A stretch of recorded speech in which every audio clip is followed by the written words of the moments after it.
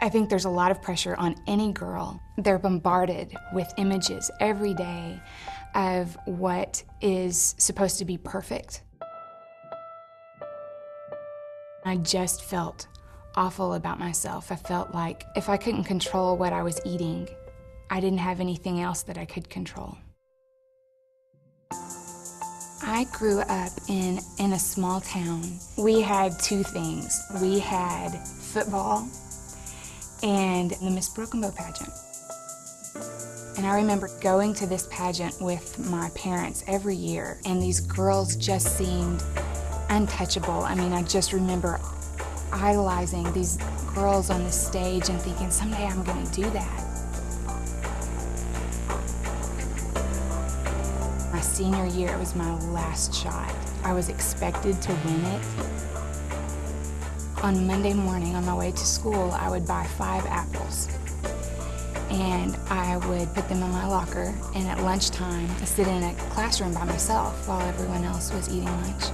I wasn't perfect, and I needed to be perfect, and for months, that is all that I ate. I thought other people perceived us as perfect, and I think that's the image that we tried to portray. And so we didn't talk about problems, not to other people. I grew up in a very, very strict home, very controlling, high expectations. If anyone is gonna put us on the map, it's gonna be Ashley. I went on to win the pageant. I was just trying so hard to please. Every time I messed up and ate something I shouldn't eat, huge amounts of guilt. Is that what all of this was for? I felt horrible, losing control. I didn't know what was next. I wanted to make people happy. I was in a lot of pain and just felt like this perfect life that I had, thought I'd had, was changing, and I felt like everything in my life was spinning out of control. I hated myself.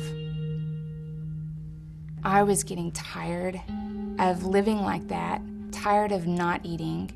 I finally decided to let myself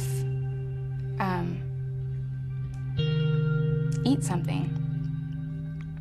And I remember sitting in my apartment, and I got a box of cereal. Before I knew it, I had eaten the whole box. What did I just do? I felt desperate. I couldn't fathom that food staying in my body. I went to the bathroom and tried to make myself throw up. I couldn't do it. I put on my shoes and I took off running, and I just ran and ran and ran until I felt like maybe I had burned it off. I came back to my apartment, and I still just was so angry with myself. I had a box of laxatives and took what was left. I hated myself because I felt like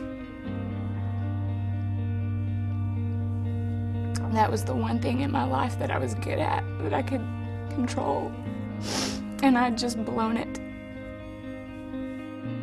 I felt like I had this huge secret that I couldn't let anyone know about, and if they knew, they would just think that I was disgusting.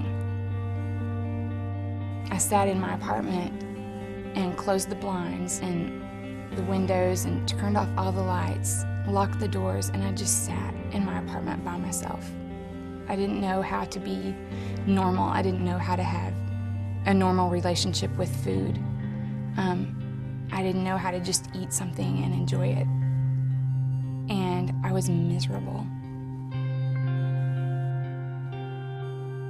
When I was at that low point, God just guided me to pick up my Bible. It fell open to Romans 14. And my eyes went to verses 7 and 8. For we're not our own masters when we live and when we die. When we live to please the Lord. And when we die, we go to be with the Lord. So in life and death, we belong to the Lord. I knew my body was a temple. I knew that I was not supposed to be vain. But it wasn't about that. Those were outward symptoms of it. And what I needed was for him to just grab me and say, you know, I've got this. I've got you, and I'm in control, and you don't have to be anymore.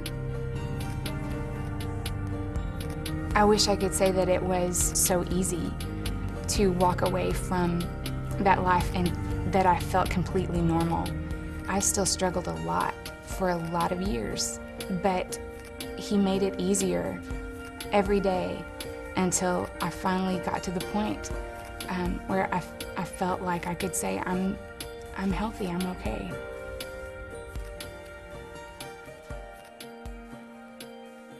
I'm Ashley, and I am second.